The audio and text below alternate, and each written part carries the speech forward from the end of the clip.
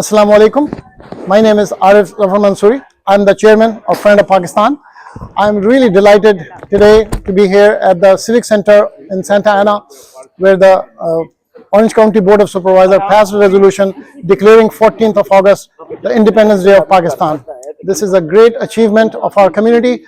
Similar resolutions have been passed at the California Senate presented by Senator Josh Newman, and also at the Los Angeles County presented by Supervisor Jens Hans. And so now we have the Orange County Board of Supervisors passing the resolution. This is an incredible achievement of our community. As a Friend of Pakistan member, I am really glad that our group has been active and working on things that matter to our community.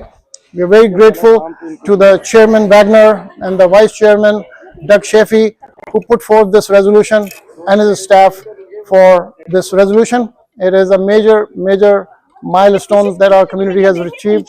Congratulations to all the Pakistani community, and congratulations to the Friends of Pakistan. Thank you.